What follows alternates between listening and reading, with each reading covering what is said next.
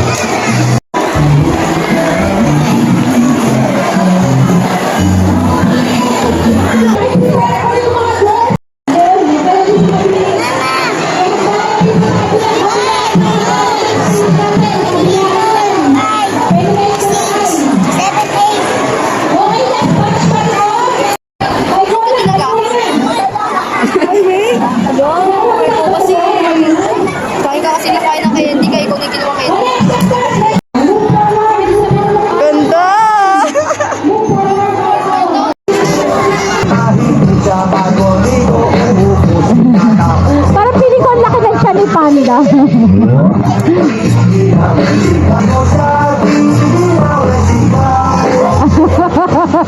Para akong ibo-ibo kahit siya.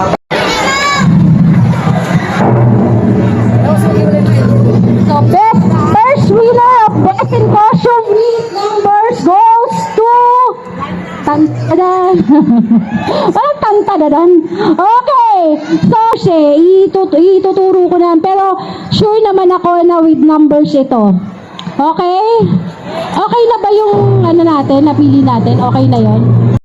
Guardian ng batang nandito sa stage. Ito po. Ay, wait lang. Woodward. Yeah. Primo! Dito!